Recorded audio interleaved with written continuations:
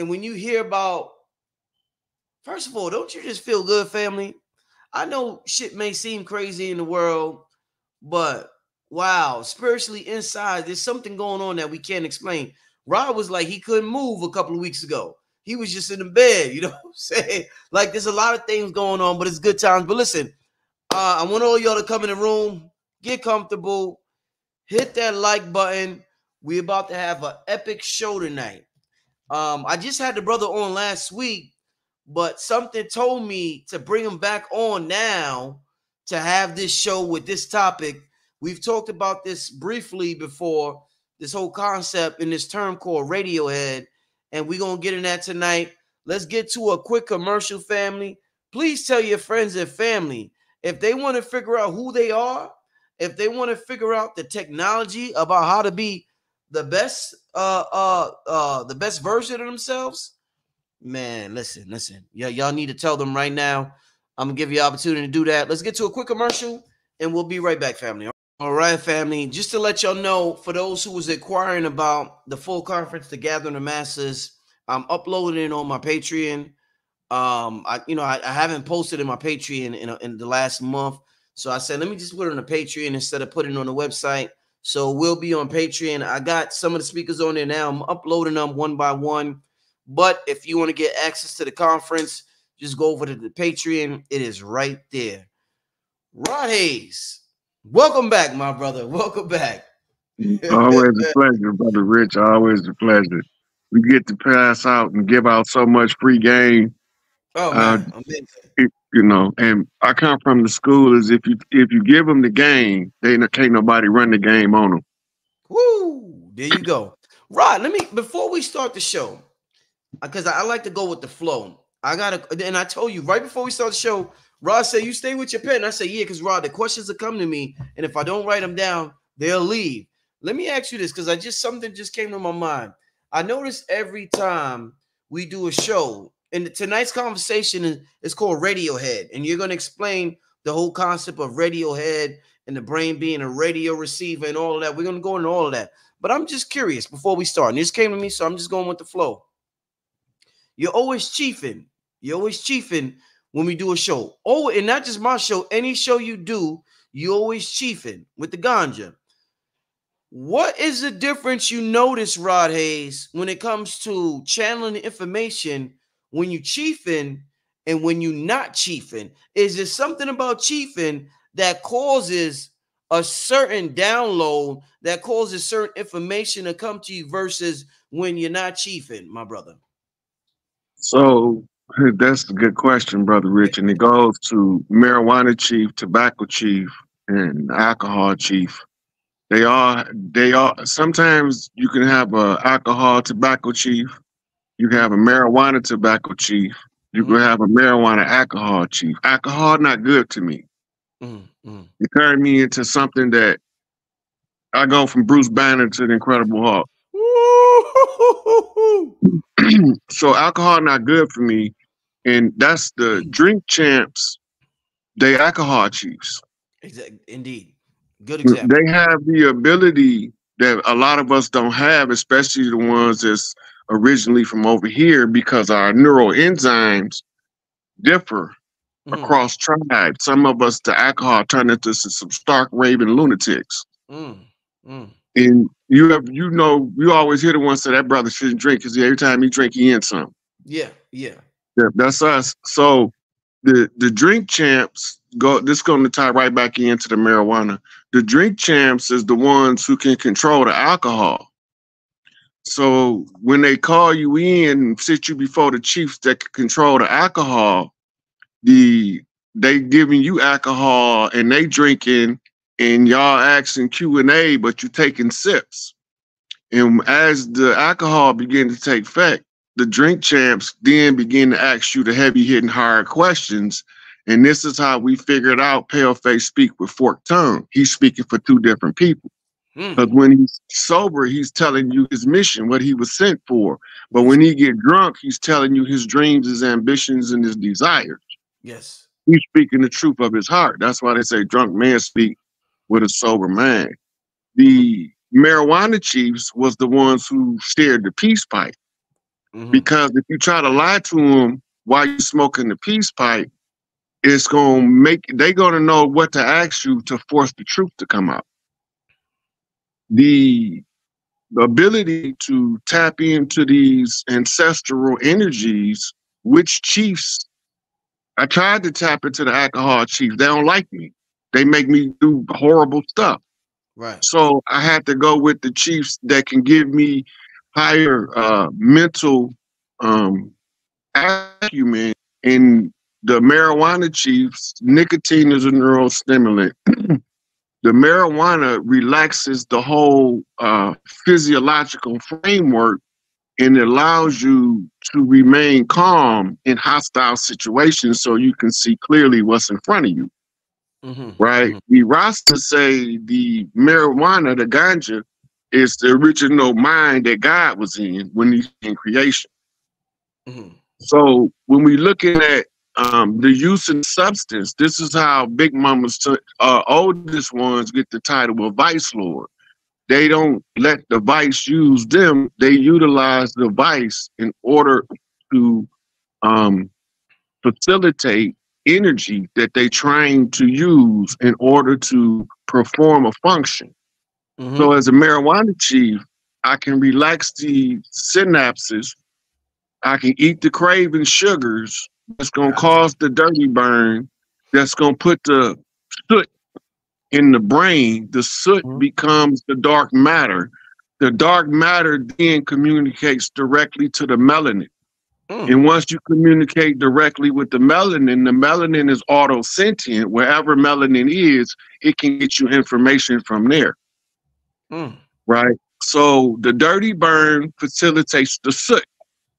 The soot is the carbon from the dirty burn, because 90% of your glucose is consumed by the brain, not the muscles. The muscles consume the protein.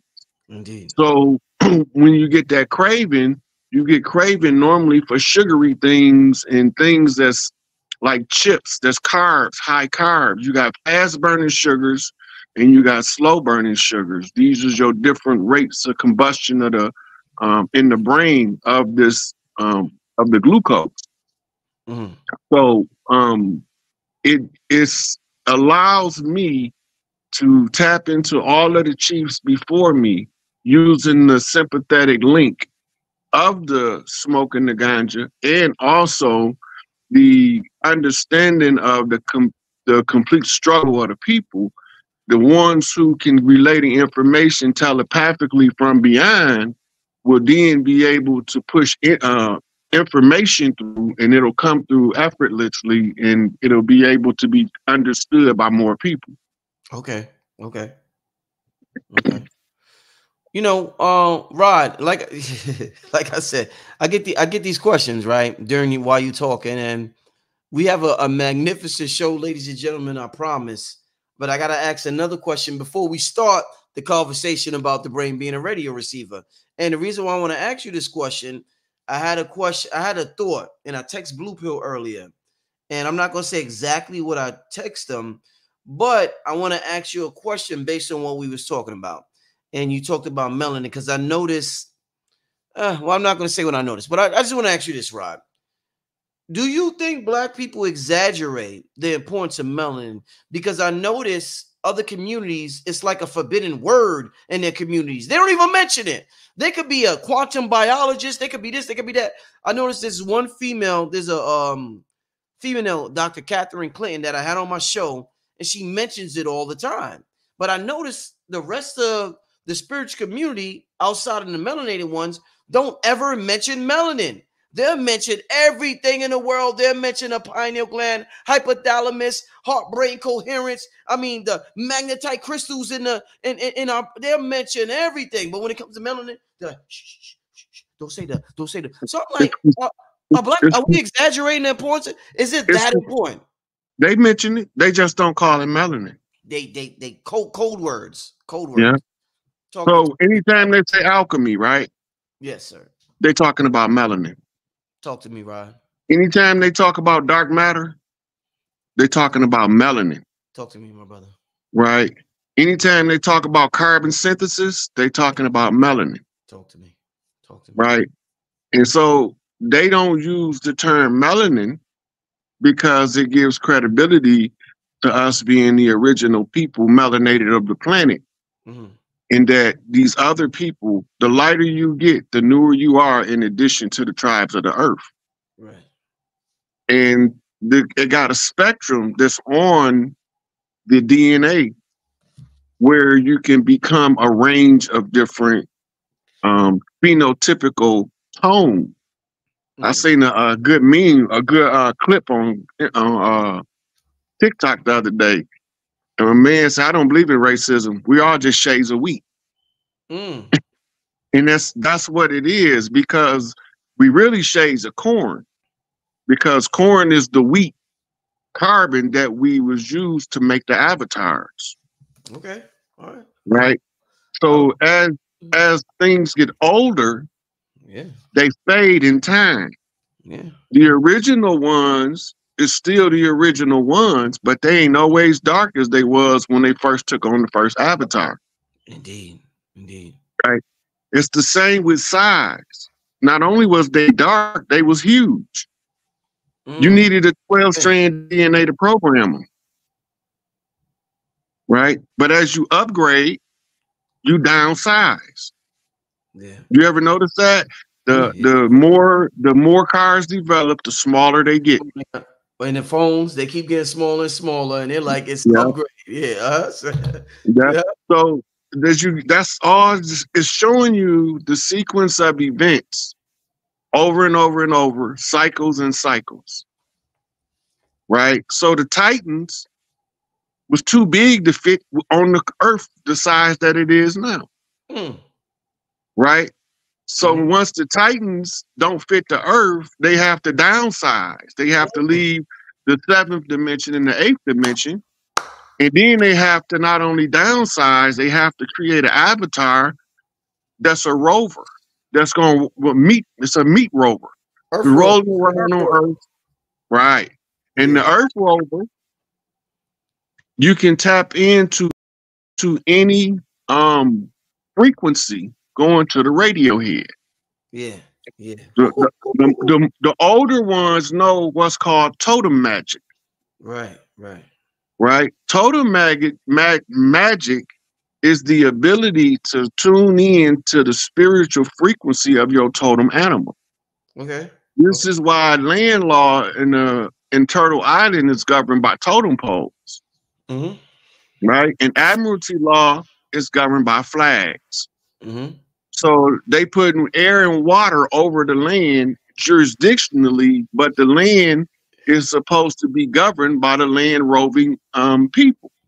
But they all got us classified as lost at sea in a shipwreck. The Plymouth Rock landed on us. We didn't land on it.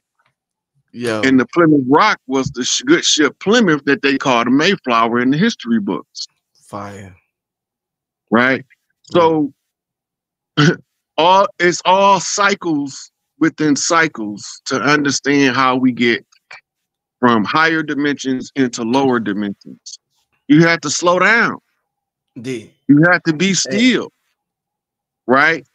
Now, the thing about the mind is when you slow the mind down, it gets bigger. But when you speed it up, it gets smaller.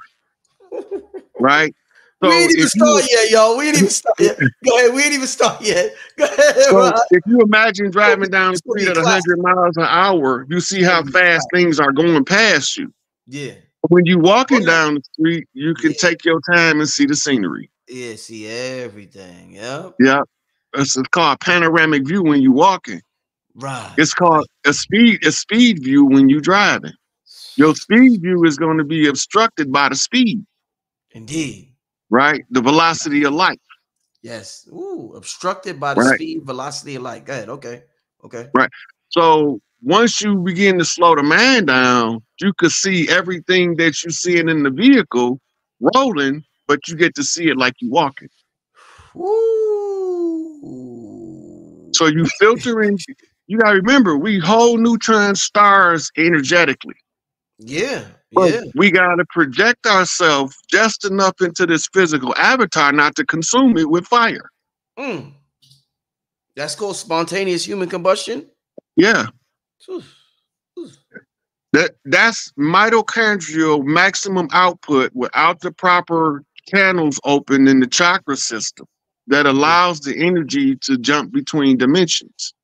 So it overloads the circuits that are open, and the generated heat causes the combustion. Nah, this ain't. This is a dream, y'all. Yo, this show is fire. This is a dream, y'all. This like, yo, this show is listen. Okay, Rod, you keep talking, so I keep coming up with questions. I'm trying not to listen, Rod. Let me ask you this. Based on what you said. All right. So, Rod, you talked about flags, right? Nations and flags. We talk about Tahuti, the seven Hermetic laws, as above, so below, right? And in the below realm, in the earth realm, whether it's below or above, whatever you want to call it, the nations have flags. What is the Anunnaki flag, Rod Hayes? If we have flags down here, They don't operate with flags. They use symbols, and sometimes a symbol is right on your flag. Our flag is a symbol. Right, but they don't fly flags because flags are useless in outer space. So what's flags? What's their the purpose of the flag is to see on the seas a ship at a distance and who his allegiance is to. Right. But when you flying in outer space, your symbol that's on the side of your craft, like what's on the side of an airplane. What's the presidential, right? The Anunnaki symbol. Yes. What's the symbol? Okay, for the sky fleet, it's the winged disc with a man sitting on it. Hold up, say that again. The Anunnaki symbol is what? It's a winged disc with the upper torso of a man on it. That's the symbol for governing from the air. That's the air fleet. Okay. The water fleet symbol is a man in a fish suit called a Nomo. Right? But the symbol for the rule of the earth is a woman with owl's feet that's standing on lions with an owl on each side of her. This is the symbol, Anunnaki symbol for who governs earth. It's a matriarchal planet. And the lady is called the Lady of Heaven and Earth, or the Queen of Heaven and Earth. This takes you to, in Sumer, she's Inanna. In Kemet, she's Isis. In India, she's Kalima. Right? And she got all of the titles of all of the male gods, but they don't want you to know that.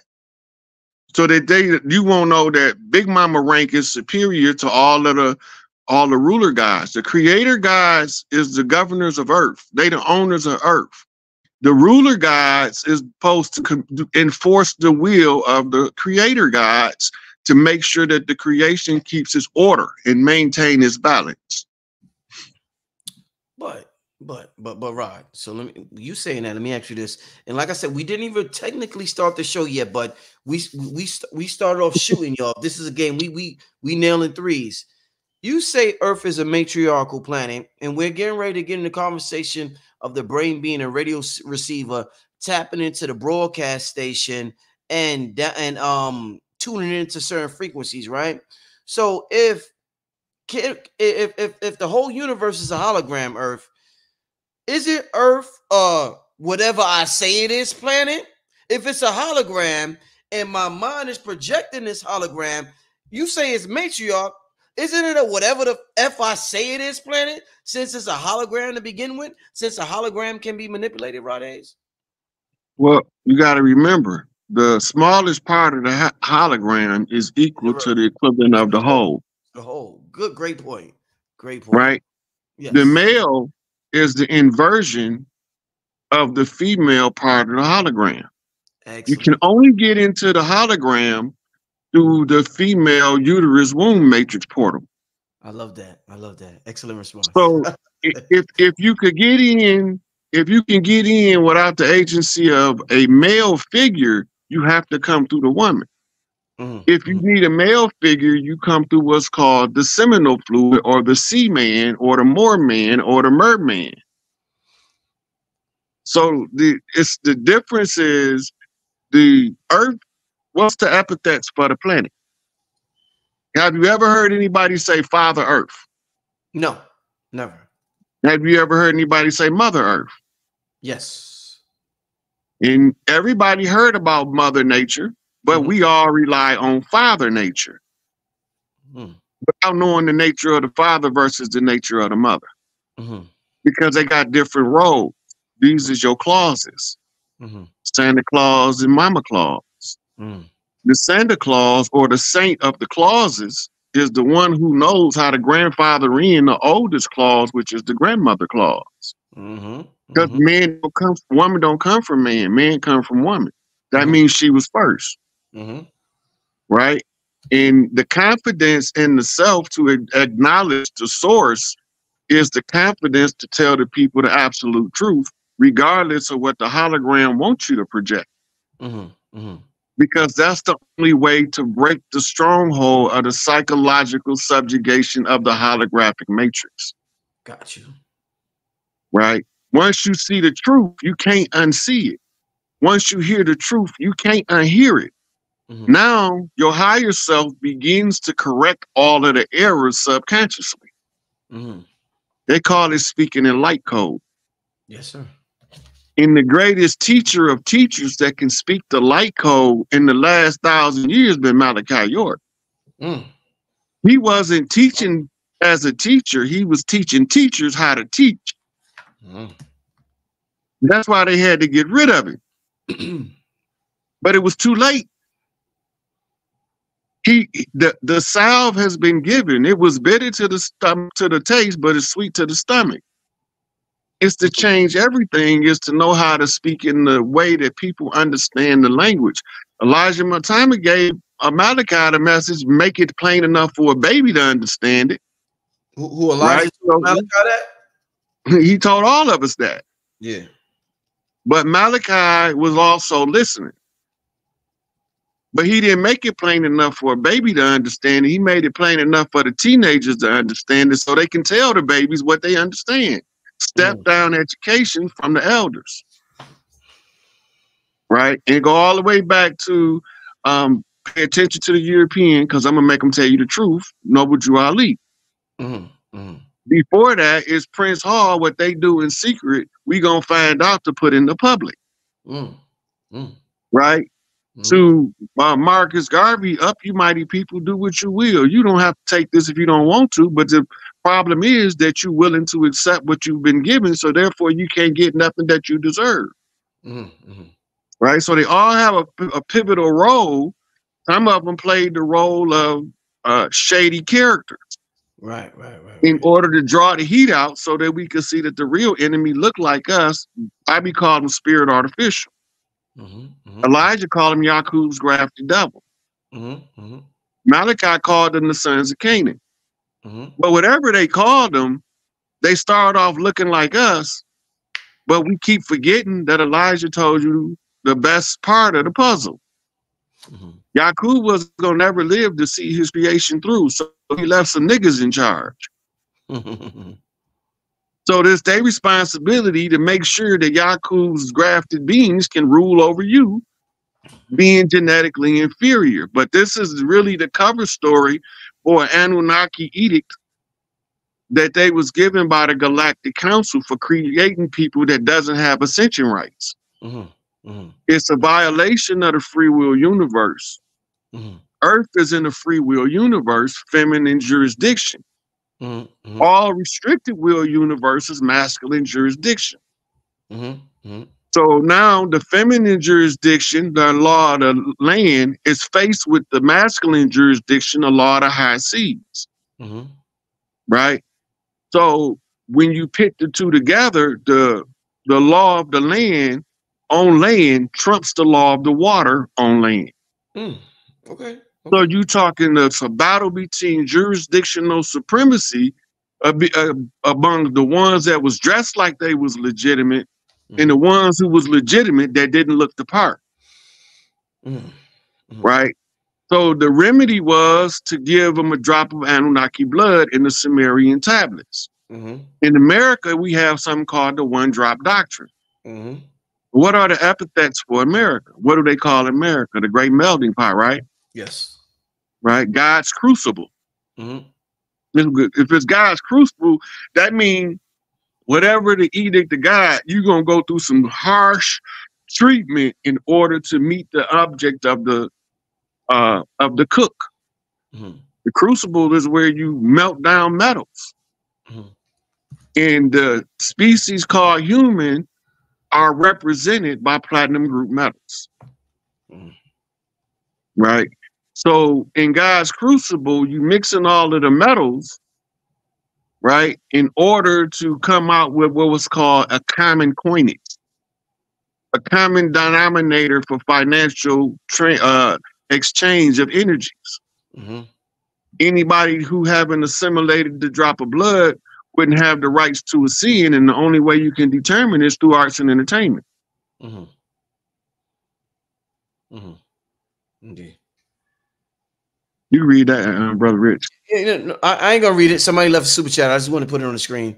But Rod, so let me ask you this. Let's move on. One more question before we officially start the show.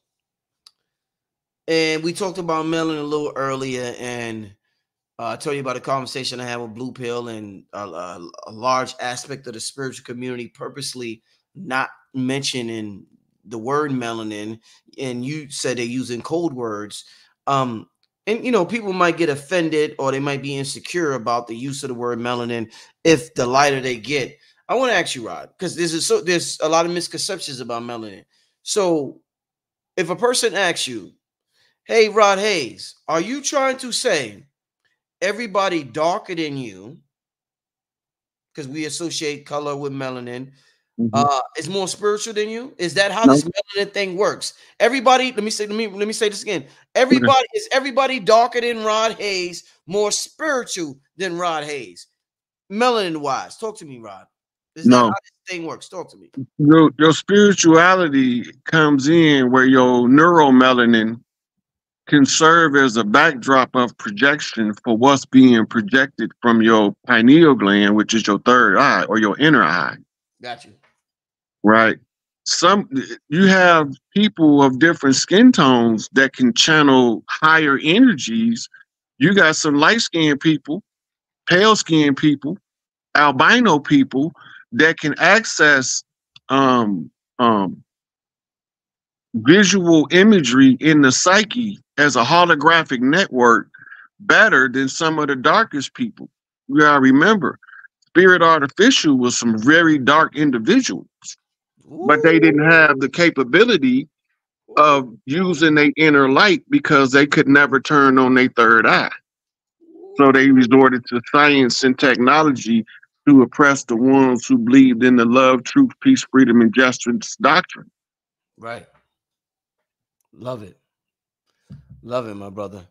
Yeah, family, we on fire right now, and I want to thank y'all for that. We at the 29-minute mark. I want to thank y'all for that first half an hour of just pure, I'm talking about fire. Y'all ever seen like Kobe start a game and he just shooting and making every shot? That's how it's been so far. Rogers, I think his signal got messed up. So he'll come back on when he's ready. And we'll get started. Yeah, here you go right now. All right, we'll get started with Rod. You hear me? Yeah, I can hear you. Can you hear me good? Yes, sir. You good to go? Okay, so Rod, check this out. So with the technology of our body and this concept of Radiohead, let's start out with, where did this term come from? You talked to me about this term Radiohead. Who introduced this term that we're calling this show Radiohead, my brother? Who introduced this term? Well, I first came across it from Elijah Hammond, and it was in one of his lectures where he was talking about how we receive psychic information, and he called the ones who can receive a massive amount of it Radiohead. Right? Mm-hmm. They didn't have the terms. You got to remember, when he started in 1933, there was no such thing as ESP. Yes. That wasn't a thing yet. Mm-hmm. Right? There was no common coinage of the words telepathy. That wasn't a common word. That word was put together later. Mm-hmm. So he had to figure out a way. How am I going to describe psychic abilities to somebody who don't understand it? You look at your head like it's a radio. radio receiver. Now, this takes us in modern times to epigenetics, Mm-hmm. which tells us the consciousness is projected into the body. It's not the body generating the consciousness, right? But Western science used to believe that the body itself generated the consciousness, but that's not the case. It's been proven in multiple repeatable studies, right?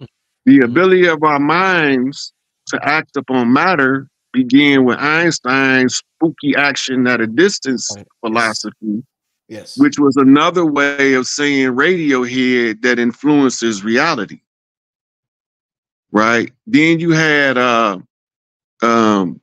guys like Spinoza, and you had the electrician, his name's Tesla. You had Tesla, right? You had Edison didn't do nothing. He had a little brother that was his assistant that was doing all the work. I already stole it from Lewis Latimer, Edison. Now that's his assistant. Okay. That's why you heard. That's why you heard that. Okay. And they used to always do that. That's a lot of those inventors didn't invent nothing that they got credit for, but it was somebody that looked like us that gave them the invention in order to advance civilization. Right. You gotta remember, civilization was crashed on purpose, deliberately, with willful and malicious intent. And the goal of crashing the civilization was for all of the ones that's fighting in the civilization developmental paradigm would be at odds with each other, because nobody's going to know the right way to run civilization until all these other forms of running civilization fail, and they all failed. Communism failed, socialism failed, democracy failed, republic failed. All of these governmental styles failed. The only one in record in the human history that's ever been successful at generating the heaven on earth has been a matriarchy, which takes us back to the feminine planet paradigm. Yes, sir. Okay, so Rod, so with the whole Radiohead concept, how I approach it in my personal life is, and I want to thank you for just, reminding me of the term. And I've heard about the brain being a receiver, but that word Radiohead, it just really resonated with me. That's why I was like, I eventually got to have a show with Rod called Radiohead. And I was like, I got to do it now. But just to know that, radio, you got a Radiohead. It's sort of different than our everyday thinking in the language that we use, because we're thinking that our brain creates consciousness, Rod. We're thinking that when we have a thought, we say things like, damn, I had a bad thought today. But I'm going to use a comparison. If we turn to a radio station and the music was bad music, we wouldn't say that. We would say, oh, I don't like this music on this station. So it almost changed the channel. It changed the channel. So it almost seemed like the concept of my thoughts is the completely wrong terminology we need to use when it comes to downloading or having a feeling or an emotion or something about a frequency, experiencing a frequency. So I want to talk to you, Rod. Is the term my thoughts? Is the term I thought something today? Do we need to, in this new paradigm, in this new age, should we eliminate all that shit, Rod? Because none of this is our thoughts. It's all a frequency that we are tuning into that's in the quantum field, Rod. So should we stop saying my thoughts, Rod? When you put the word "my" on it, you take ownership of it, even if it's not your thought. Right now, when a thought comes, it don't mean it came from you. It could be originating from that foul individual across the room telepathically, and you thinking it, because you don't know you telepathically communicating with somebody. Right. Right. That was one of the great shockers of being psychic my whole life. And when I got in prison, I realized that it was a reason I turned it off. There's some of the thoughts that's flying around in prison that be hitting people upside the head ain't they thoughts.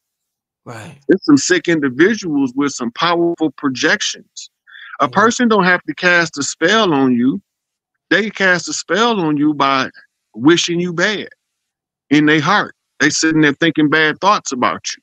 Yes. Right? Yes. That's putting a spell on you. That's more of a spell than somebody going into a room, lighting a candle with a picture of you, saying some old medieval incantations over your picture.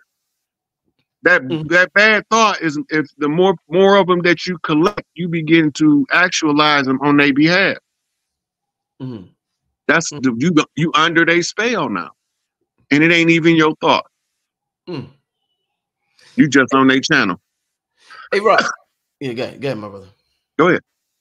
No, the way I view it, and I would love for you to explain it in a way, in an esoteric way or a fancy way.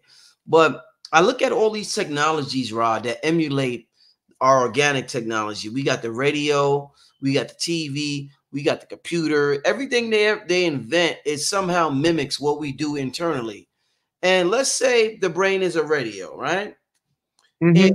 I'm tuning into a station. Let's say I'm tuning into 98.7, and I keep listening to a song. Now, a song is an emotion. Let's say that emotion is happiness. Happiness has a tune to it. When you're happy, you dance a certain way. You be like, you ever see somebody happy? That's a tune, that's a rhythm. So you keep tuning into the station and dancing to this rhythm internally. So what happens in culture, if we say as above, so below, Rod, a song that becomes popular on the radio eventually makes its way to the big screen. So the big screen is the projection of our eyes.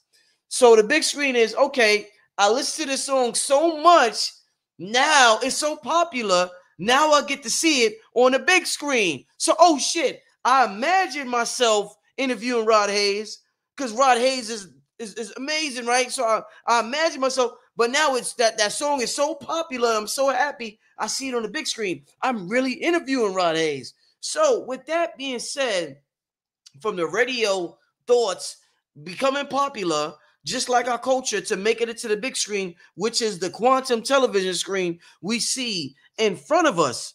Rod, I want to ask you, what is your thoughts on just the whole process of us being a radio, a TV, and everything combined? Like, what is your thoughts on my explanation of how I view it? And all these technologies seem to be a combined version of who we are internally. Like, it's all of them, the computer, everything. It's all us, bro.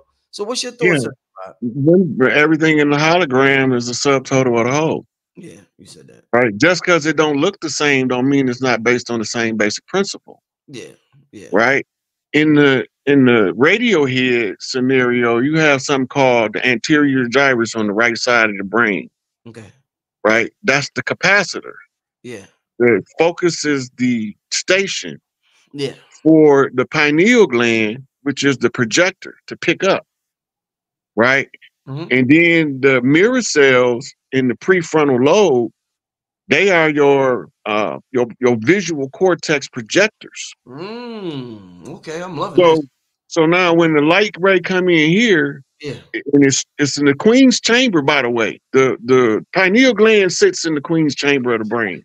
I didn't know that. I didn't know that. Right. So it sits in the Queen chamber of the brain. It's the first to get information from higher dimensional matrices. Yeah. Right. This is why it's your intuitive attachment to creation itself. It Mm-hmm. comes right in, right here. Mm-hmm. Right. And once it comes in, it lights up the pineal gland. They say your third eye is on. Mm-hmm. Mm-hmm. Right. That's controlled by your left eye. Is controlled by your right brain. It's your mother's eye. Mm-hmm. Right. This is the eye that Ra gave to Isis. Mm-hmm. I mean, to Hathor, Heru. Mm-hmm. But this is the eye that comes from the father. This is the one that was given to Heru. Mm-hmm. Mm-hmm. Right? So the father gives the son an eye, the mother eye, the Uraeus, the Ujit. When you use them together, you become Heru incarnate. Now you are the heir, the prince, that can see how to get to the throne. Mm. The only way to the throne is to find Big Mama. Mm. Because Big Mama is the only one that can sit there in the queen's chamber. Because the pineal gland is the same representation in the holy drama. Right. Right? It's the Black Madonna holding the child. It's the mother declaring who's the heir. Right? This is the one that she holds on her right-hand side, the right hand of the mother. Right? And this is the awakening mechanism for us as three-dimensional projections of higher dimensional consciousness. Right. Now we have to use the father brain, this is left brain linear logic, to translate to common people what the abstract right brain is saying. So what do? We write a song, we paint a picture, we draw a picture, we write a book, right? Because the left brain has to translate the abstract information. So if mama and daddy ain't balanced, it won't work. So to find the perfect balance, as above, so below, as within, so without. Right? So it takes you on what they call the fool's journey of awakening. It's learning to activate alpha wave, theta waves, zeta waves in the brain. These are the frequency waves that allow certain information to get into the brain. Right? Most children walk around in alpha wave. They call it the imagination state.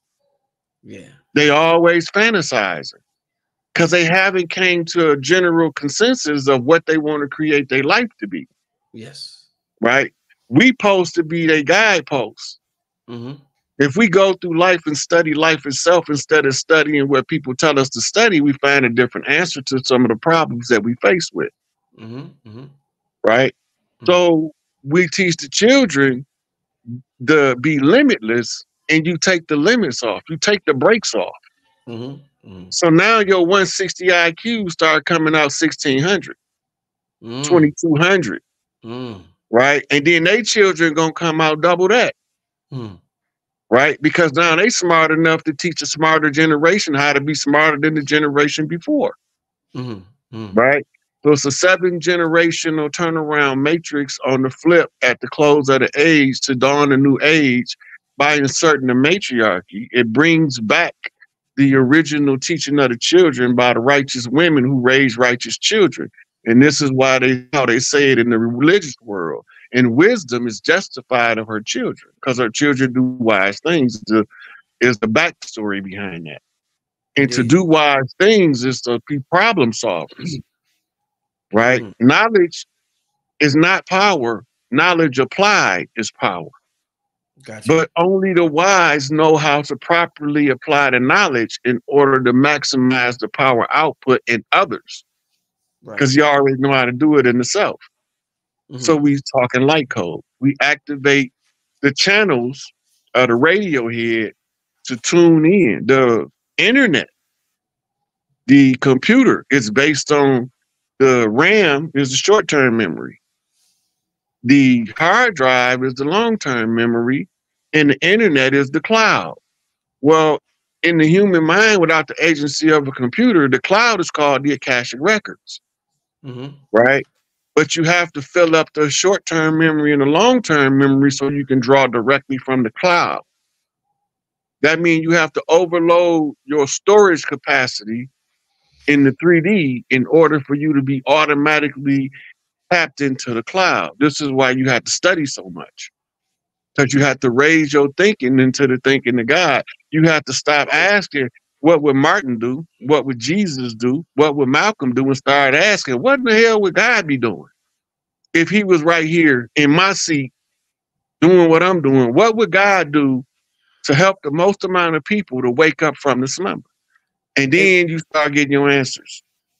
Hey, Rod, you mentioned cloud. So, I love a lot of my questions come from a hermetic perspective of as above, so below, because I'm tying the two worlds together. You keep mentioning the cloud containing information, and we know we could store data in the cloud. Does the clouds we see in the sky contain data? what is the spiritual significance, Rod, of the clouds that we see in the sky, and why do they call the data storage system clouds to begin with? 2 questions, Rod. The data storage center is a pocket of information. A cloud is a pocket of elements that forms into a cloud. It's the same way that the data in Apple forms the cloud, but in in Android, it's not called the cloud. It's just called the World Wide Web. It's open source, whereas the cloud is closed source. So it's cloud seeding by Apple. In order to create the cloud, they had to seed the cloud first by allowing the most amount of people to tune into that channel and fill it up with information so it'll be retrievable. Right? It's the same way the human mind works. You can get into the Akashic records once you've studied enough subjects that the Akashic records will begin to feed information that ties them together through unified field theory.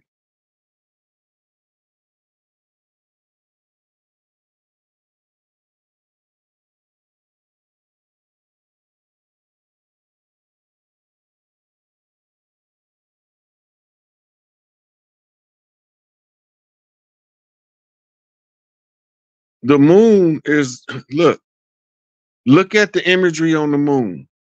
Take a map of the world and lay it over the images that's on the moon.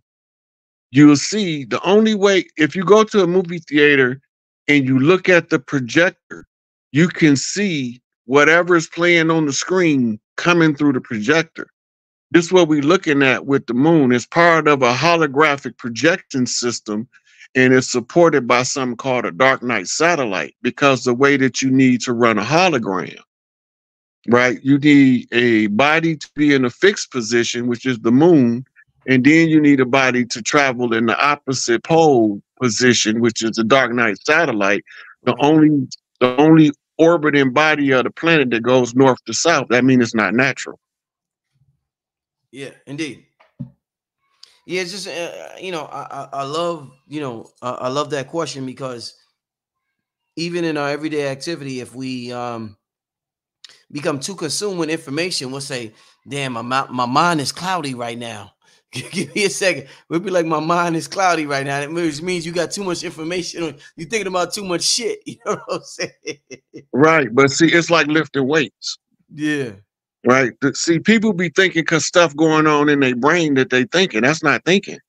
Thinking is to focus the attention on a single topic, subject, or object at a time. Love it. And look at it from as many different angles as you can as you examine it to get the most information from it that you can. This is why people read books over and over and over again and get something different every time, because it's a review of what you already know. It's the same with the mind. So thinking is really about focus then. Yeah. Just because stuff going on in your mind, in your brain, don't mean you thinking. You got rogue radio channels bleeding into your channel. If you don't know how to correctly tune your own channel, you're gonna be downloading rogue channel, what they call cross channel noise. Static. You're gonna be it's not always static. Sometimes you listen to a song when you're driving down the highway. I don't know if you're old enough to remember, Rich, but when we was, especially in the 70s, 80s, it was bad. You'd be on 98.7, and then you'll go past a hill or something, and you'll be picking up 88.1. I know about that. I'm an 80s baby. I'm an 80s baby, so I know about that. I know about that. So this the same way with what you when you think you thinking because there's something going in your brain, that don't mean you thinking. That's deep. That's deep. Right? That is deep. You're not problem solving. Critical thinking and practical problem solving used to be hardwired into the way we taught children. It's been excised from education. Mm-hmm. It's been surgically extracted from education. So there's critical thinking and practical problem solving is highly discouraged by the modern systems of education, right? Unless you come from a certain peer group. So gotta ask you about this, Rod. Ask you about this. This is an absolute magnificent conversation. If y'all don't share this with your friends and family, y'all don't love them. I'm gonna tell y'all, if y'all don't share this one, Y'all don't love them. This gentleman right here, Michael, said, "What a time to be alive." Listen, people used to have to climb a mountain, walk 5 miles, and do all types of crazy shit for this information. Now you have it available on the internet, free. All you got to do is go to YouTube, Black Magic 363. You know how much we had to go through for this information that Rod is talking about, the questions I'm asking right now? Family, appreciate it. Even if you didn't have to work hard for it, appreciate it. That is a major problem we have. I want to ask you this, Rod. I want to ask you this, my brother. But I ain't the only one, Brother Rich. Oh, yeah, of course. I got to always emphasize that it's a lot of young brothers younger than me. B-Dell, we talking about. Hey, look, me and B-Dell did one on Blood Magic the other day. I got to watch that. I ain't see it yet. I got to watch it. It's a must see because it's my intention is that if you understand how it works, it'll activate your spiritual defense network. Yeah. To block the blood magic from working on you. Oh yeah. Oh yeah. Once you know the mechanics of it, your spiritual defenses naturally knows how to protect you. But when you don't know what you're being attacked by, you being hit by an invisible man. So you swinging back at stuff close to you. This is what they do to us in the hood. This is why they got a church on this corner right across from the liquor store. Sometimes they next door. Yeah, keep you drunk on church with that blood ritual, the amen spell, and keep you drunk in the liquor store off alcohol, al-kulu, right? Those are the spirit. This alcohol is supposed to be the comforting spirit of the ones in distress, but everybody ain't supposed to take alcohol. That's why some people don't have enzymes in their brain to process it correctly, and they become uncontrollable with the alcohol. Indeed. Right? But that's different people have different what you call genetic programs from the ancestral bloodlines. Right. I can drink better now than I could when I was a teenage alcoholic. But I'm less likely to drink now because of what I learned about myself when I was a teenage alcoholic. Right. Got you. So that's part of shadow work. You got to know where you weak at, where you strong at. Yes, sir. Strengthen your weaknesses and maintain your strengths. Yes, sir. And now you building yourself to be a fortress of strength. Instead of every time you make a move, you fall because you're too weak to endure the struggle of success. Success is not, you just don't wake up successful one day. Success is the sum total of everything you did before success was reached. Wealth is a side effect of consistently doing the right thing over and over. Where the energy go, the currency gonna flow. Right? You able to do what you do to make a living because where all of your interest is compatible with you making a living doing something you love. It's going to make your life like a permanent vacation as opposed to being a hostage in a condition where you don't want to be. Indeed. That's why they say follow your passion. Yeah. Rod, let me ask you this, because you talked a lot about the matriarch and the feminine. You talk a lot about the feminine and the masculine. And we're talking about the concept of the brain being a radio. Like I'm carrying around a radio, tuning in the stations. Rod, what I want to ask you right now is if the brain is a radio and I got a radio in my hand or a radio in my head, hence Radiohead, the name of the show, what kind of radio is the right hemisphere of the brain and what kind of radio is the left hemisphere of the brain? If you could describe the two, because they're different kinds of radio, Rod, what's the difference between those two radios, Rod? The right side of the brain is feminine abstract. That means that when you hear the blues singer singing the blues, the music that's behind the singer, that's the right brain. The singer himself telling the story, that's the left brain. Wait, hold on. So hold up. You said the right brain, which is the feminine side of the brain. That's the music. Here's what, like the beat? Yep, that's the whole instrumental that's playing behind the song. Okay. It's coming in through the right brain. Okay, that's okay. Right now, the singer is interpreting that in lyrical form by Yeah. telling you a story. Right. Your last $2, I Uh-huh. ain't gonna lose. Your last $2, I I ain't ain't gonna gonna lose. lose. There you One go, for the Rod. bus stop, There and you the other go. for the jukebox to Yeah. play me some blues. Now I Yeah. can hear the music playing Yeah. while I'm scatting over the lyrics Yeah. because the music tempo drives the pace in which the words are spoken to the beat. Mm. So it's Mm. left brain working with right brain to create the whole song. Mm. Man. Man, this is some good ish, y'all. Oh, I hope y'all taking this serious. Like I said, people, if you had to work hard to get this information, a lot of y'all would appreciate it more. But I promise you, this is it. I can feel it in my soul, y'all. This show tonight is it. Let me ask you this, right? Oh man. Okay, so all right. I had a quote I want to read to you. Where is it at? Okay, it's Max Planck. And I think Max Planck is supposed to be the father of quantum physics. He invented the term the matrix. And Max Planck said, Rod Hayes, now we're talking about the brain being a radio receiver. Max Planck said, I regard consciousness as fundamental. I regard matter, what we see around us, matter, as derivative from consciousness. Now, I like to take these scientific quantum terms, definitions, examples, and use them with modern examples that we can understand. So I want to ask you this, Rod. Based on what I just said, I'm going to read it one more time. I regard consciousness as fundamental. I regard matter as derivative from consciousness. What I want to ask you is with this information, Rod, now, you come from the streets, you come from an environment where you've had problems with individuals. I've seen you online have problems with individuals online. What I want to ask you is when you have time to reflect on it, when you have time to recollect on certain problems you had with individuals in life, and we all have problems with individuals in life, are you more mad at the individual that you had a problem with, or are you more mad at yourself?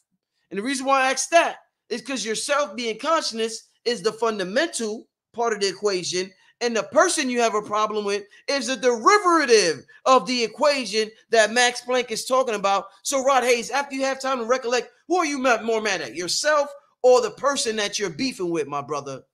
This I is ain't a mad. question. This is a hood scientific question. So when I was younger, I Yes. was never mad at me. Yes, I sir. was always mad at the person who I felt was the offender, Yes, sir. right? And as I grew in consciousness, I realized that all they are triggers. Whew. In the it's in the 3D matrix. It's part of the game to have opposition to compel growth. Yes, yes, yes, yes. So how you handle the opposition determines the level of growth you are either trying to attain or Mm-hmm. that you have successfully reached, Mm-hmm. right? Fundamental means the basic. So he's talking about the double slit experiment. He's talking about everything is in waveform until consciousness collapses into 3D. Consciousness that collapses the 3D around me is my consciousness, meaning that it's filtered through my ego. Okay. That's why you say my, because it's ego attachment. Mm-hmm. Realizing that, I say, why would somebody do such and such to me? To trigger me to do this over here because we dealing with action, reaction, cause and effect, right? Mm-hmm. So Mm-hmm. I look at people and I can tell how a person behaved today that's different than he always behaved. Oh, he just met somebody new. He got a new influence, Mm-hmm. Mm-hmm. right? Because when people have a different influence, they behave differently. But if the influence is still the same, they behave in a predictable pattern. Mm-hmm. So I don't get mad at people. Most of the time, one of the biggest things that keep me now from getting mad at a lot of people is that information is like ranks in the military. The Ooh. generals in the war room is making the plan, but the soldiers on the battlefield is executing it, and they don't even know what the plan is. Oh yeah. Oh yeah. but they executing the plan of the generals in the war room. Oh yeah. Right. And Yes. so I can't get mad at the soldier when he don't even know what he doing. He's Yeah. just doing it because he's getting the instructions from the generals in the war room. It's above their pay grade, is what they tell them. Yeah. Indeed. Right. That means that your knowledge base propels you to higher brackets of economic capability. Right. Rich dad, poor dad. Yeah. Right. The lessons your rich dad give you do not match the lessons that your poor dad give you. Yeah. And sometimes they be in the same person. You got rich dad all week, but Friday and Saturday night, you got poor dad. Right? Because he's behaving in a different manner because he got that party and influence going on that's turning him back into his adolescent heyday. And he's neglecting his responsibilities, but he get himself together at church on Sunday so he can prepare to be rich dad Monday through Thursday. Or 5 o'clock Friday when he get off work. So you can be the same person that's playing two roles simultaneously, and you can see it once you start understanding the nature of the human species and how we operate within the confines of the matrix. Your book of life have what you call passport moments, or what we call exits. Yeah. And in your book of life, it's written that you're going to face a certain adversity that's going to move you in a different direction than you would have prior being moved before. Because now that this has happened, now that my mama gone, I don't have the person to confide in on wisdom talk. So now I have to go find my big mama. So now I can have somebody that I could talk wisdom talk with that understand how I'm moving, and they can move according to what we both see, masculine, feminine counterbalance. Indeed. Hey, real quick, I seen somebody earlier ask about Rod Hayes Cash App. I always let me put it on while we got 3,000 people in the room. That's big, man. Shout out to all 3,000 of y'all. Let me write this. This is this show right here. This might be the show of the year, y'all. This might be that one. This might be that one, y'all. Hold up. Rod Hayes Cash sick 8. Let me just make sure I got it. SIK. Let me just make sure real quick because I gotta do this thing right. Man, listen, anybody that spit like this, man, we what they say on the internet, protect him at all costs. That's what they say, right? And I'm sorry for screaming, but I get hyped. What they on the internet, they be like, protect him at all costs, right? Protect this man at all costs. Any man, listen, man, I'm spitting rapid fire at this man, asking him all types of questions. He knocking them down. It's like, you know how you throw a pitch? He's hitting home runs every pitch I throw at him. Support this man. Rod Hayes Cash App, $ SIK8SIKAPE. This brother here is hitting home runs with every question. Listen, I feel like I'm in a zone, right? Asking the question, but I seen a question that's so good that I gotta ask it right now, y'all. Somebody in the chat asked a question. I'm like, oh, that's a good one. So I would have asked it. And I want to put a picture up real quick. Hold up. Just to give it more context, right? So I got a picture of Imhotep, right? And somebody asked, because we're talking about radio, right? The Brave radio. Somebody asked, did Imhotep wear the headpiece to better channel the radio? Rod Hayes, why the hell do we wear hats in the first place? Why is Imhotep wearing this? I love this question. Please answer this question, Rod. Well, the hat got varying different meanings, and sometimes the hat is a symbol of power. Imhotep hat is, you see that it's almost orb shaped. It's almost look like a kufi. Yeah. Yes. Right. Yes. That dome shaped hat is the symbol for the walking temple. Let that sink in. On top of the mosque, you have the domes, right?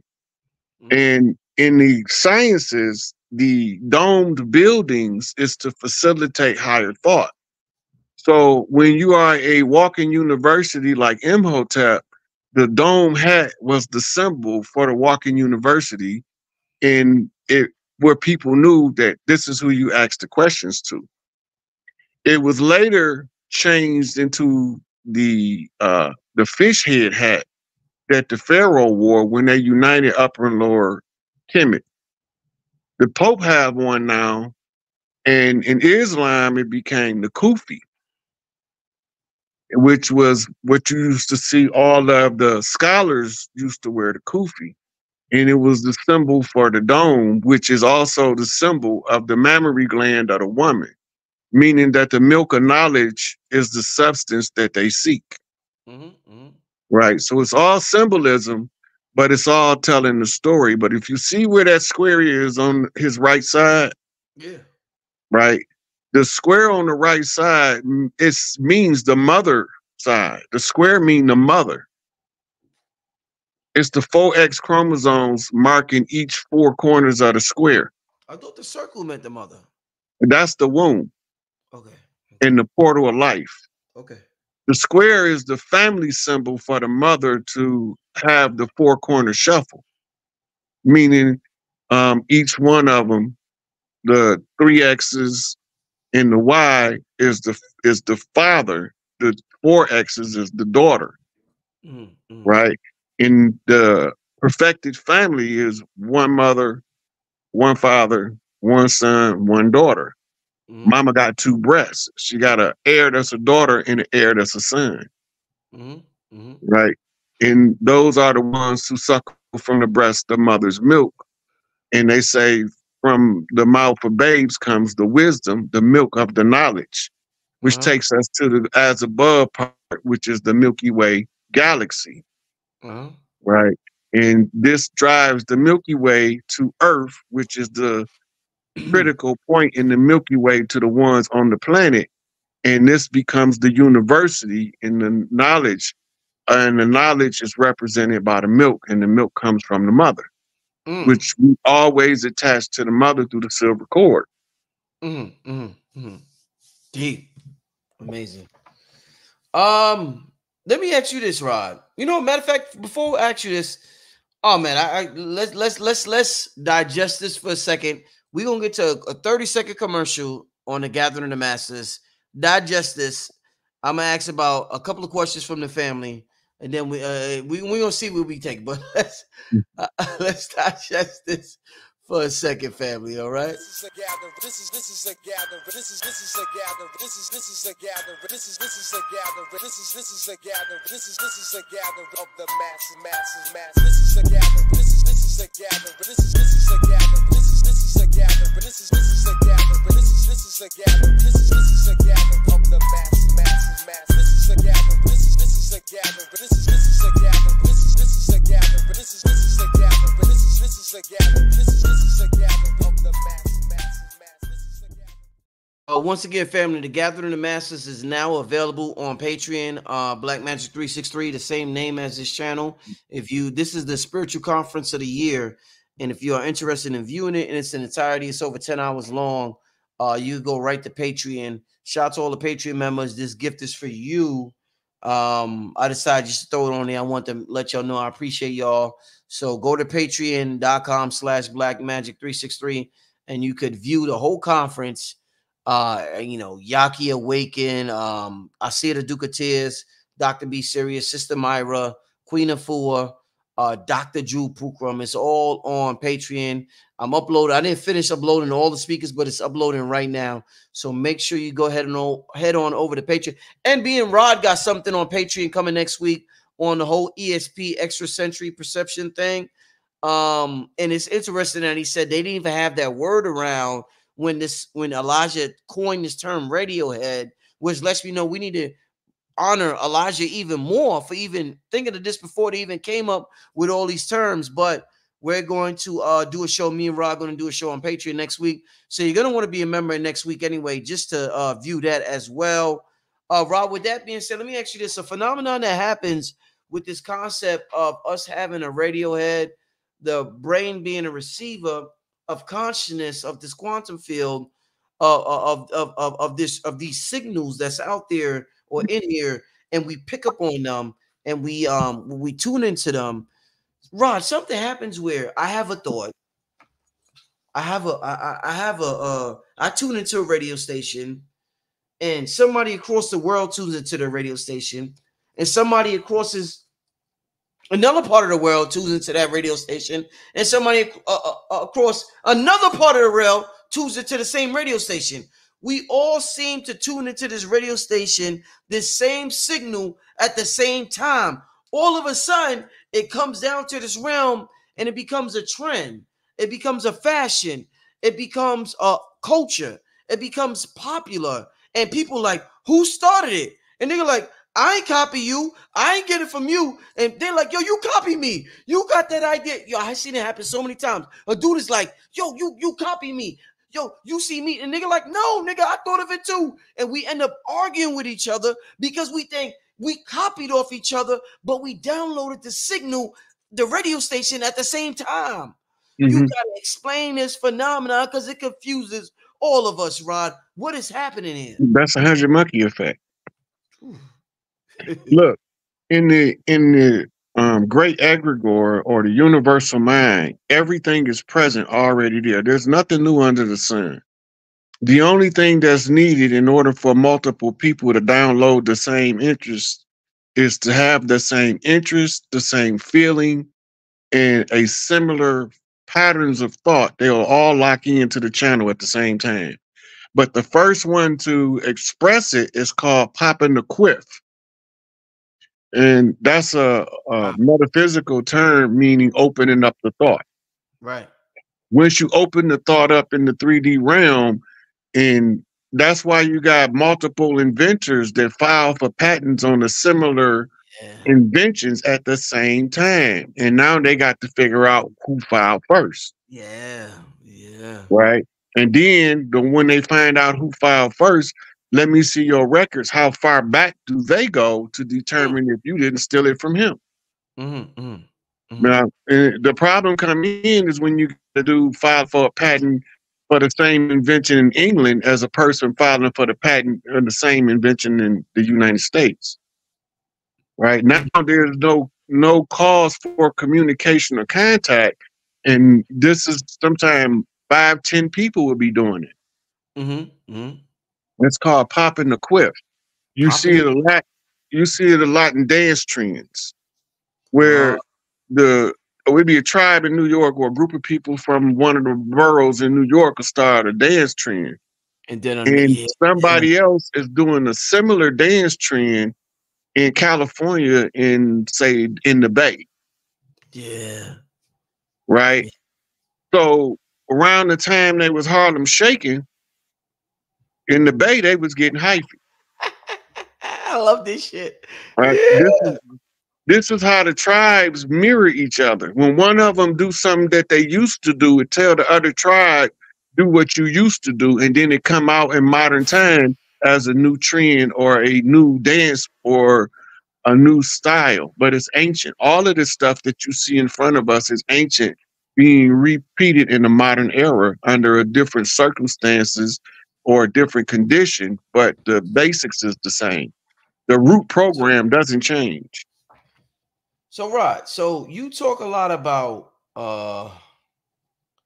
the Americas, and our focus has been on Africa, Egypt, overseas, and you talk about the importance of the Americas a lot. You got a lot of attention, a lot of people to focus on the indigenous people in America and our contribution to modern and ancient history.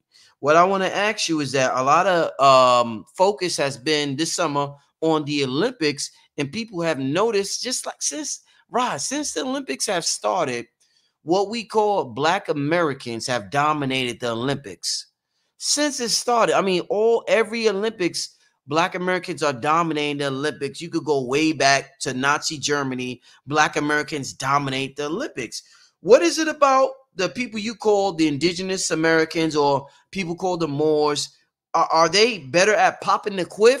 What is it about these, where they seem to just tap into something, at a faster rate or whatever?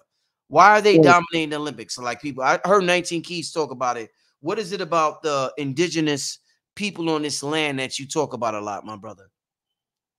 Access to make the body move according to the desire of the spirit. It's all tribal in origin, and Yeah. it's ancient in scope. Yeah. We was not allowed to do certain things, therefore you couldn't see the greatness in us. Uh-huh. The Oscar and the Oscars is a brother, Mm. but it's also the same statue symbolism as top, Pata, yeah. Yeah. right? When you know the symbolism, then you understand why we was excluded from the Oscars. Mm-hmm. It had nothing to do with us. It had something to do with, are they going to assimilate this one drop of blood, or do we just got to kill them all? Mm-hmm. Right? The proof is in the arts and entertainment, because if you can't assimilate right brain and left brain, then you won't be able to ascend, because they have to work in harmony together in unison. Mm-hmm. Mm-hmm. When they don't, when you only left brain, you go from being an athlete in college like Stephen Hawkins with a high IQ to being a cripple in a wheelchair that had to design a communication network before his body fully collapsed, because he couldn't turn his right brain on, and he had no woman to sponsor his mitochondria. Mm-hmm. Mm-hmm. So she can't turn it on for him, so the body's going to break down. Mm. Mm. Indeed, indeed. Let me get a couple of questions from y'all. We're gonna do about 2 or 3 questions before we get out of here. Hey, I wanted to mention something since you brought up originating of a topic. You know the term UFO, right? Yeah, yeah. All right. Elijah was calling them flying discs, but before Elijah talked about the mother plane and the baby planes, Noble Drew Ali wrote about an apparatus. There was no term for spaceship. Mm. There, Interesting. so when you look at what he say the apparatus do, he's describing them a spaceship, Yeah, right? yeah. Excuse me. He say that an apparatus is going to come. They're going to take the righteous Moors up off the earth to avert the destruction. But that's really a reverse statement, because the apparatus is going to, and it's going to bring some soldiers to put the new world in order if we get resistance from the faction that's told to lead. So we talking early 1900s about an apparatus and space travel, right? And we know that the Van Allen belt is the Pleiadian light lock, and it's enforced with an Arcturian conjure to create a barrier where the ones that's fighting in this war is isolated, and the war can't interfere with other galaxies. Right. When you read in the ancient text, the reason why there was a galactic council formed is because they was just doing what they want down here. Yeah. They was blowing up Gandivas, planet destroyers, and somebody said somebody got to stop that, for that becoming the cancer of all of the galaxies. So Oh they my. had to put us in a condition that Yeah. we forced to have to deal with our own devices. Indeed. Hey, let's get to a couple of questions before we get out of here. I want to give a shout out to Dave. Rod, remember I showed you a paper with the light code language. Remember last show I showed Yeah. you that? This is the brother here. This brother here with the question. This is brother David. David is tapped in, Rod. I mean, the dude is tapped in. I could tell from what was on the paper. His question is, how does the wind, which is made from solar energy, play into this conversation? Great question, Dave. The wind is a byproduct of the heating and cooling of air in succession, right? And the wind can also be harnessed, the same as any other form of energy, right? And it's also a symbolism for talking across devices like this. The ancients called it talking to the airwaves. Go back to the book of Ezekiel. And Ezekiel spoke to the dry bones and they shuddered, but they didn't move. I mean, he was talking to him in person. They can't hear him. Fire. So now they tell him, don't talk to the bones. Turn around and talk to the winds. And the winds will blow your words over the bones and they will grow to be an exceedingly great army. So now it's telling you, using modern science, they use the internet as the path of least resistance to reach the most people in this army in the Valley of the Bones. Right. So when they're talking about the symbolism for airwaves or the symbol for airwaves look like the same symbol for sound. Right. It's the echo symbol, like your echo going out. The symbol for water is waves. It's the symbol for Aquarius. Right. And wind symbolizes thought, water symbolizes spirit, right? Earth symbolizes matter, and fire symbolizes ether or active ether. The ether be coming when all of I didn't know you could put that up there, Rich. You know what I mean? I didn't know you was gonna say that. Synchronicity. You know, we tapped in, Ron. Go ahead, my brother. So once you learn to bend the elements, the fire element, the element of passion, the water element, the element of compassion, the air element, the element of sympathy, and the earth element, the activation of the matter. Then you are activating together, they form the love energy, which is the ether, which takes us to African root science, 9 ether, melanin, primordial noon, NUN, gives way to the Catholic nuns on the flip. Because they taking you back to the sacerdotal seat. So it's all traveling. The energies is used to understand the travels of spirit. Spirit is influencing the mind by what we call higher self, lower self. Noble Drew Ali say, man, is truth and falsehood is strangely mixed. Your spirit is the truth. Your body is the lie. Indeed.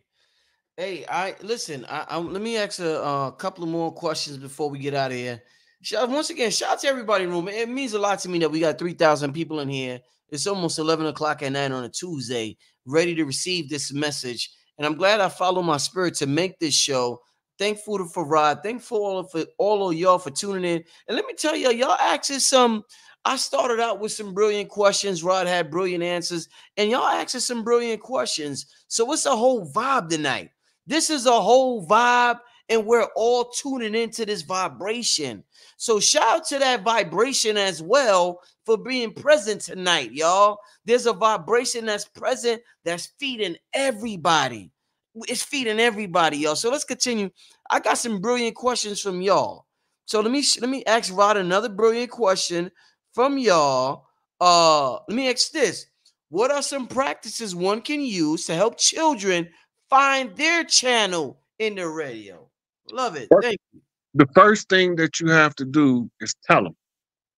Tell them they got their own radio station. Ooh. And then you tell them in your radio station, if it's a thought that make you feel bad, that's not from you. Oh, love it. Love it. If it make you feel depressed, down, sad, angry, those are other people's thoughts that's invading your space. Oh, I love it, man. Oh, man. Right. And then you teach them that they don't have to accept it.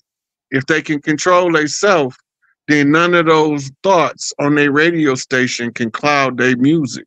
Yeah. And their music can be told. I tell the children, you got a piece of gold in your heart, and to do those things that make you smile big is how you make the gold grow. Oh, man. I love it. I love it. You got to cultivate the golden heart wherever you see a baby heart. I told you that the other day, man. My heart is full of gold, y'all. I told y'all that the other day. Oh, man, this is beautiful, y'all.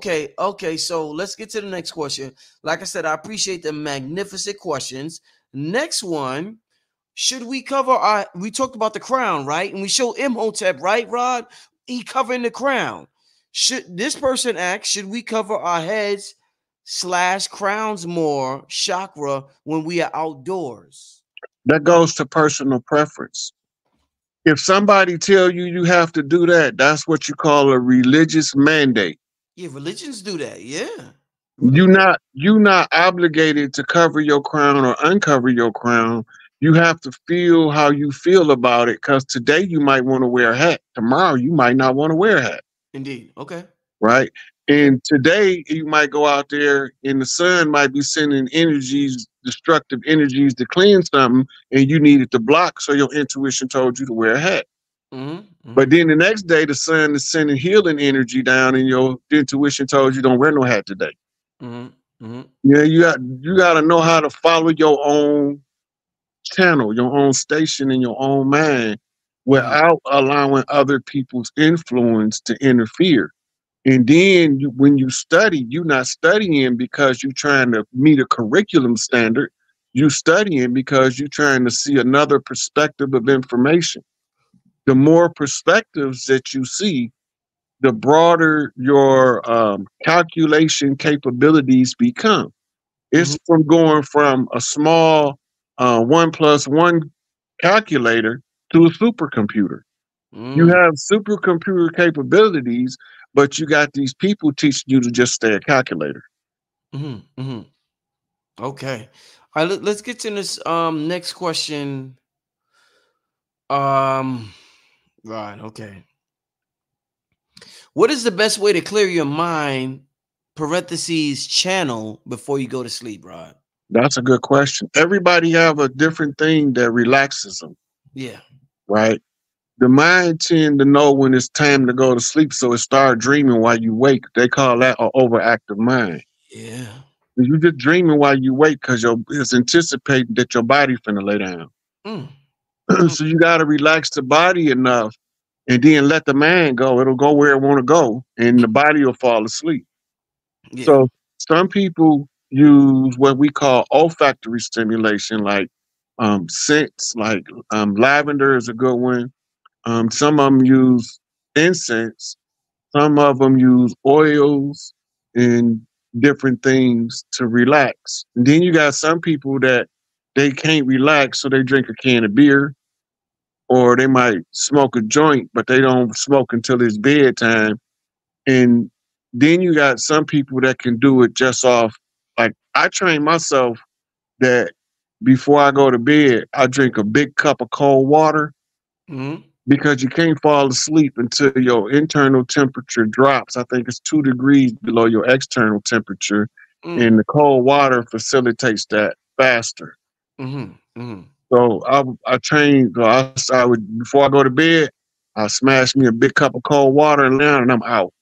You know.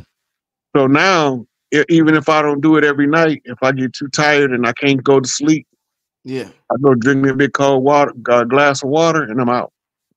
Yeah, but you train yourself to find you something that relaxes you. Yeah. Okay, let's get to another question, family. Is there one mudra for each chakra? Because I see a lot of people do different ones. Mudras, when you using multiple mudras, you are using multiple energy centers. Acupuncture points between, and you move in the energy with the mudras. If you get an encyclopedia of mudras, it'll tell you what each one of them is for. And then when you start using them in rapid succession, you speeding up the energy path that you selected. Right. We use mudras also for tribal energy links. Like Peace Stones in Chicago, when they greet each other, they throw up the 5. GDs throw up pitchfork. Right. Viceroys throw up the VL. These are also mudras. Right. And they also are projecting certain key energy that's causing the facilitating of a tribal linking network. So the mudras are good to learn because once you learn the mudras and you learn acupressure, you can do so much with that energy. Indeed.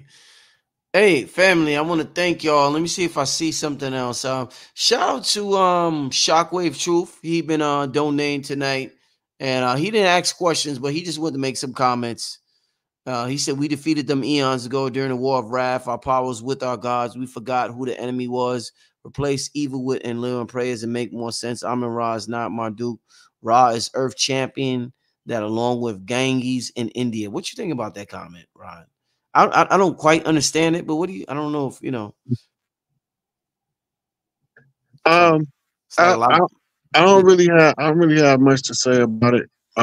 He said Amun Ra is not Marduk because first of all, it was two Marduks. Yeah. That's the only thing I would add, and that they're not the same person. One is named to replace the other. Right. Okay. Okay. Yeah. Well. Yeah. I want to read that. Shout out to that brother. I didn't quite understand your question, but I appreciate the the super chat. Let's see if I see another. But oh man, I mean, from the family, we've been on here for an hour and 30 minutes, y'all. It's been non. I like my shows to be electrical, filled with electricity.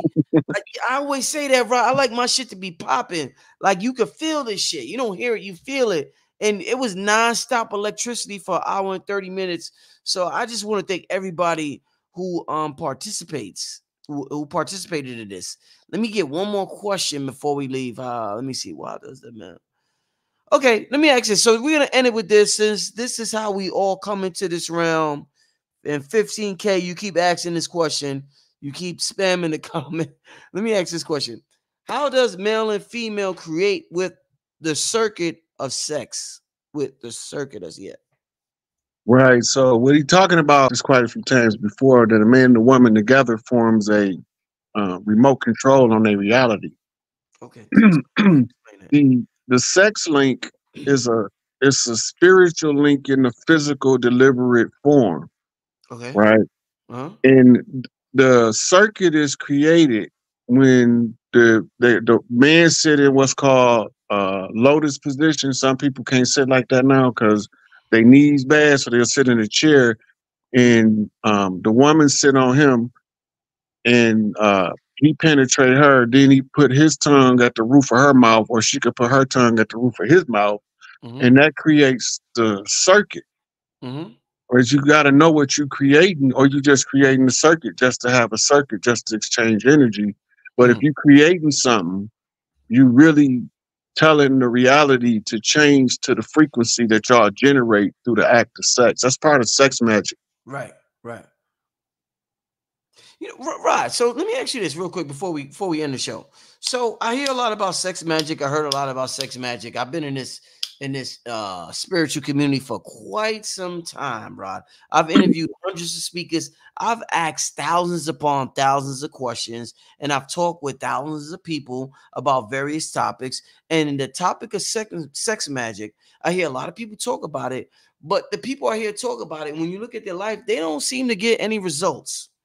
They seem to talk about sex magic, but I don't see them getting any motherfucking results, Rod. They seem to be in the same position they was in 10, 20, or 5, 10, whatever years ago. My question to you is, does the love component have to be there with sex magic for sex magic to work? And I ask that because I don't see this shit working for a lot of people, my brother.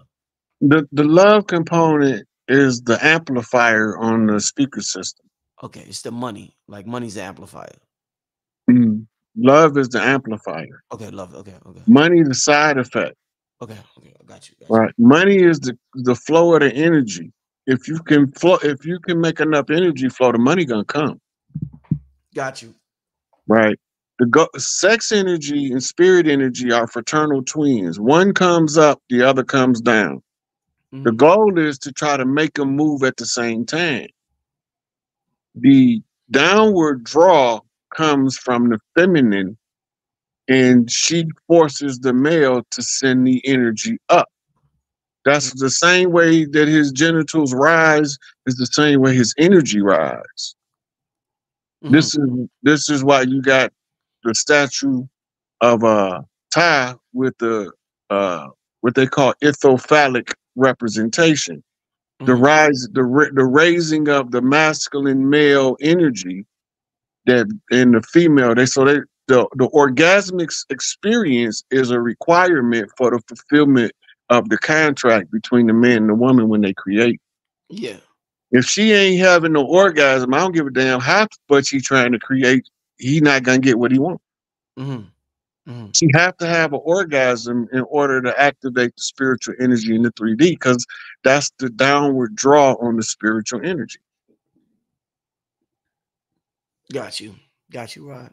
Rod, let me ask you, and this is the last question, I swear, but I just love this mother effing conversation tonight. This is Epic Family. Let me get back on the screen. Where I'm at. I want to see y'all. I want y'all to see my excitement. I love this shit, y'all. Rod talked about being passionate, right? I love it. I swear, y'all. I'm the GOAT. You see, I love this shit. I swear, I love this conversation. I love what I do. Let me ask you this before we get out of here, Rod, on a serious step. All right, so and I tell you, I like to use personal examples to explain spiritual concepts. So I've talked to you, I've talked to brothers like Panic, Dr. Phil Valentine. I've interviewed Bobby Hemmett about the concept of death, what we call death. And we know we are eternal. We know energy lives on, and we can't die. We just, transform into different states. Just common things I thought about that. I said, I'm gonna ask somebody this one day. So since we're talking about love, right? And we're talking about the male and female, there's been times when I live with my lady, since for the last 15 years, I live with my lady. So every night we sleep together unless somebody's out of town or whatever. And there's been nights where I just wondered, or I asked her, I'm like, I'm holding her, she's holding me, and I'm like, I wonder, since they say, sex is an energy exchange, or you just being entangled with somebody is an energy exchange. There's bones, there's fossils with people holding each other when they die that they've dug up, and they seen people holding each other when they die. If you're holding somebody when they die, Rod, say something just happens where you're holding somebody and both of your worlds in at the same time, do y'all both go to the same place? Because that's been a topic about where do you go to when you die. If I'm holding somebody and we happen to die at the same time, are we going to the same destination, Rod? Because we're exchanging the same energy, Rod, and that'll end the show right there. What a way to end it. Go ahead, my brother. So we don't necessarily, we got a book of life. Yeah. In, Pillow in a, talk. They said pillow talk. Yeah, pillow talk. so in the book of life, right? If my conclusion, I wanted to go with the one I love the most, Yeah. that's when you dig us up, that's how you find us in an Yeah. embrace. But Yeah. it doesn't mean that we're gonna go to the exact same place at the exact same time. Got you. We might live a series of lifetimes separate before we come back in the same lifetime. Mm-hmm. But the love will still be just as strong. Got you. Right. That's what they call twin flames, but it's not what the way they describing it is some romanticized fantasy BS. Mm-hmm. The twin flames will tear your life apart in order to put it back together correctly. And people ain't ready for that because that's going through what you call a catharsis, a painful catharsis of negativity out of the self and the relationship. And you probably can't do it being in close proximity to each other, lest y'all end up being toxic to each other. Mm-hmm. Right. But when you embrace like that, you normally have some kind of soul pact. Yeah. Right. Y'all came in, y'all might have came in at the same time with the agreement that y'all was gonna leave that way. Right. Right. And sometimes because outside of consciousness, there's no concept of time. Mm-hmm. Mm-hmm. So to eternal, these lifetimes seem so long while we live in them, but when we leave the body, we look back on it and we be cracking up. Bam. Damn. Like everything, every emotion is actually a good emotion. Every emotion you saying. Yeah, when you're not in the physical form. But when you in the physical form, some of them emotions will break you down, and that's what you came to experience. So Rod, they outside the physical form, they don't have sympathy during the periods of slavery when people are being prostituted or slavery. They don't have they don't have sympathy for that. Rod, come on, Rod, don't say, Rod, don't say, Rod, don't come on, Rod, don't Look, say that. Rod, outside of the 3D, in your Rod. whole, you got a whole light body. Yes, sir. A whole light body is a body of knowledge, Yeah, pure empirical data. yeah. You have to come into the 3D realm, and the only realms where emotions is facilitated is feminine realms. Mm, That's why emotions are primarily under the control of women, because it's a feminine aspect in the counterbalance of the masculine aspect. mm-hmm, mm-hmm, The masculine aspect is thoughts, linear logic. The mm-hmm, feminine aspect is abstract knowledge and emotional deep feeling. mm-hmm, If you can balance the two, that's all four chambers of the brain represented, mm-hmm, a four corner shuffle. mm-hmm. Then this is what causes the brain, right and left hemisphere, to pump simultaneously to raise the uh, sacred secretion that allows you to, when your pineal gland turn on now, Right. you seeing with the gold light instead of the silver light. Yes, sir. So you're looking from the perspective of the sun instead of looking from the perspective of the moon. Indeed. Whew, man. All right, what a show. Yeah, yeah, Lil Ray J said one of the best lives holding. Yeah, there's 3,100 people in the building. We deep in here tonight, y'all. Shout out to Urban X. Shout out to Urban X TV in the building. Urban X and Imagine God being in its feelings. Shout out to Urban X. Listen, family, classic live. We packed in here. We about to wrap it up. I want to thank all of y'all.